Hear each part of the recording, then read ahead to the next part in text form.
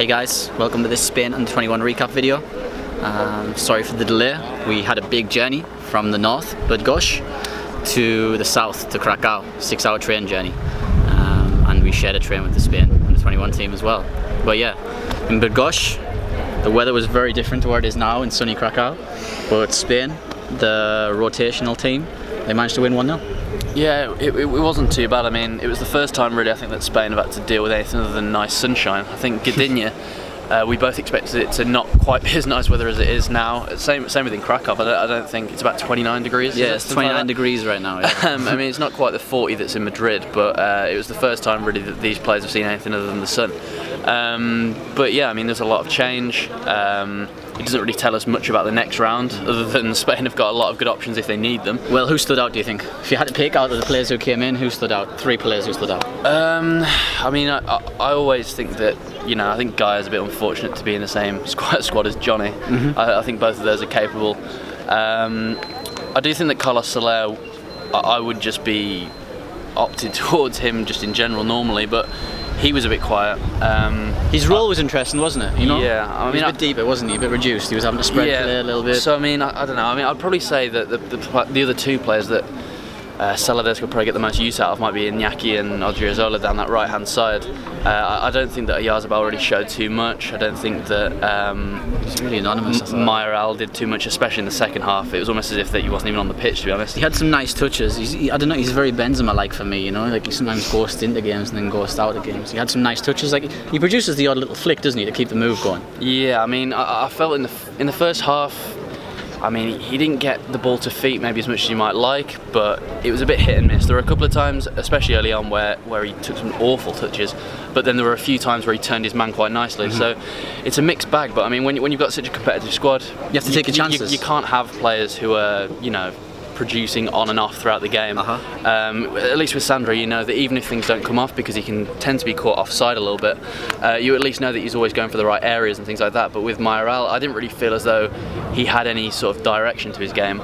I thought it was a bit intermittent. I really don't think he's probably going to play any more minutes at all during the entire tournament. I think if Celades is going to go to anyone up front, it'll be Iñaki, even if it's central. I think Mayoral was a little bit nervous. He was trying to impress a little bit and he wasn't maybe playing his natural game. I think a lot of players were like that. Yeah, I think Soler, he was asked to play in a couple of different roles in central midfield. Exactly. He didn't really come into his own. I mean, there were some players who were maybe too relaxed. I think Pau Lopez was definitely one of those. Yeah. He was extremely relaxed on the ball. Some of his passing the margins were very tight. Yeah, definitely.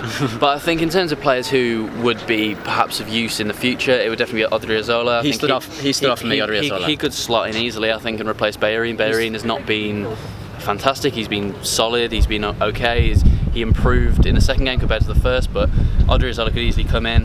I think to an extent, I think Mikel Merino maybe in central midfield, but at centre back I really didn't see anything. I think it was in the post-match press conference. He did say that he thought that Merino did really well, and I think in the second half he got completely torn apart. Absolutely. He spent more time chasing back to his own goal than he did going forward or looking to be at all adventurous with his passing. I mean, I think that was definitely just a case of giving players a rest that needed them, rather than Celades seeing his future being in that role going forward. I want to see Merino in defensive midfield, or playing in box to box. Yeah. At least, because I mean, I'm getting shades of Javi Martin here when Bielsa converted him to a centre back. I was like, come on, you're taking away this like physical, technical behemoth, who's like boom, boom, boom. And then now it seems to be happening again with Merino. Because when Merino played in the under-19s, he was like a box to box. He could pick it up in midfield, give it, and then he could run on to support the attack. And it's a shame because he's a good presence. Yeah, I really don't think that it'll be anything other than a one game thing. I mean, I think if anyone's going to come into a game at centre back, it will be Diego Gonzalez. I mean, I don't think he's anywhere near as good as Mere or Vallejo, but I think he's definitely quite a big, tough figure that can have someone else maybe who's a little bit more refined playing off him being the stopper. But I don't know, apart from that, I mean, I don't think there's actually a great deal to actually take from the game itself. There wasn't. No. I think it was a chance for players to show what they can do when they're introduced late on in games. I think the fact that he made no substitutes made it very, very clear that this team, barely any of them will have a chance of even featuring. It'll be very much down to injuries if they're going to feature it in any of these, in the semi-final, or if they get through the final. But yeah, it was a bit of a nothing game, I think. Yeah, it was. It was just the case of getting the minutes. You know, in case there's any injuries to the first team, then somebody can come in and they're warmed up now. Because every player has now played for Spain at this tournament, except Ruben Blanco, the third goalkeeper. So players, you know, they're getting like a little bit of minutes. You know, if there's any injuries or anything, any drop off in form, then somebody can potentially come in. But looking ahead, we now know who they're going to face here in Krakow. Yep. They face Italy. How's that going to be? And there's a big problem for Italy, isn't there? Yeah, well, it's definitely suspensions. I think in terms of whether it's a tougher game than Portugal, I think that's kind of up for debate. I think both Italy and Portugal, they've got some very good players. In certain areas of the field, they're particularly strong. I think where Portugal had quite a few options going forward, I think Italy at centre-back looked quite strong. But yeah, I mean, it will be interesting. I think the big question mark for Italy, from all the noise that's been made, I think from journalists or people that follow the team, it's definitely more down to their coach, which is interesting, I think, because I think Celades is the big question mark for Spain it's going to be interesting to see. It's going to be talent versus talent, and then these two managers who neither nation likes, the fans or the journalists really like. So we're going to see that, and that's going to be interesting. Yeah, it's definitely not going to be a tactical masterclass. I think it'll be more the individuals, whoever's going to have their say will have their say, sort of thing. But I do think I've not got really to see much of Italy so far in this tournament, just through having other things to be going to, having other games to watch. But I think definitely the fact that Berardi's not going to be involved. That's the big absence, that's a big thing. I mean, obviously, it's not as if he's taken this tournament by storm or anything like that, but he's obviously a player which a lot of people would look to for a bit of inspiration. Yeah. They have also got Benedeschi. I think Chiesa might get in, which he's not really had as much of a chance as I thought he might do at the start of the tournament. So it's definitely not as if Berardi's out there, they're not dangerous. That's definitely not the case.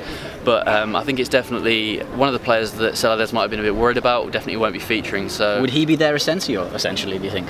No, I don't think he's anywhere near as technically gifted as Asensio. I don't think he's as creative, but I mean, I don't really seen him play a bit at Sassuolo, a little bit in the Europa League, that kind of thing, and he seemed to be a real threat when he could get his legs stretched, come inside from more of like an inside forward position, really. I mean, him and Sansone, who's been at Villarreal this season, I thought those two were quite exciting when they played in the same team together. But I must confess, I haven't seen anything of Berardi so far in this tournament.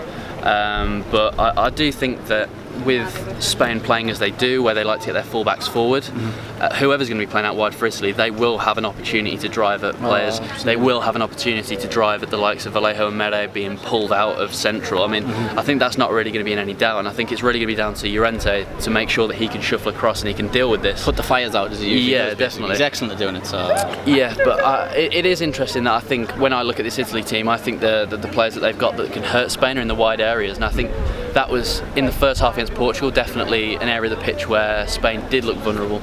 I thought that Johnny, he'll be important again in this game. I think I don't think there's any doubt that he'll be playing rather than Gaia. I mean, Gaia getting 90 minutes against Serbia, that pretty much rules out Gaia of starting in that game. Absolutely. I think they might have split it down the middle and given them 45 minutes each, or given one 60 minutes, the other 30 minutes. That team what we saw against Portugal is going to start. That's going to be the 18. That's the 18 now, definitely.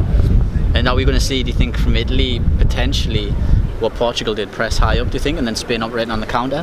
It's a tough one because both teams, we've already said this, but both teams that Spain have played, and then Serbia, even when they went down to 10 men, they were still pressing very high. Zivkovic, wasn't he? He was given, and that's what the problem. You talked about the wide areas, and now Zivkovic got in behind a few times, didn't he? Definitely.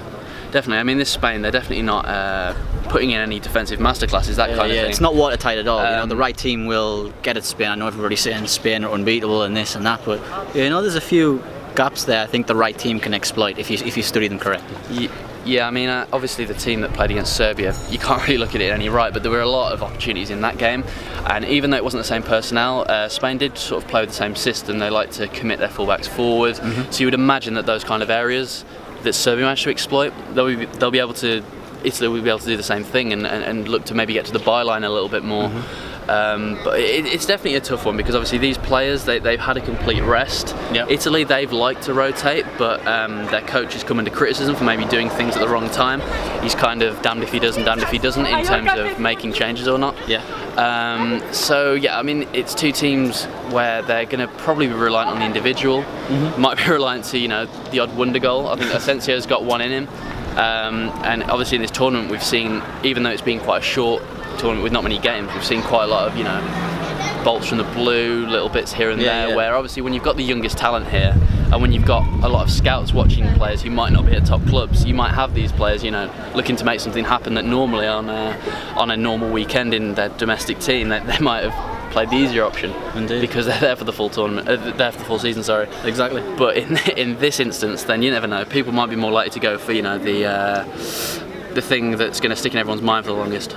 Yeah, absolutely. Right, guys, that's all. Short and sweet. The next game is on Tuesday, and we'll probably have something new up on Wednesday. So thanks for joining us once again.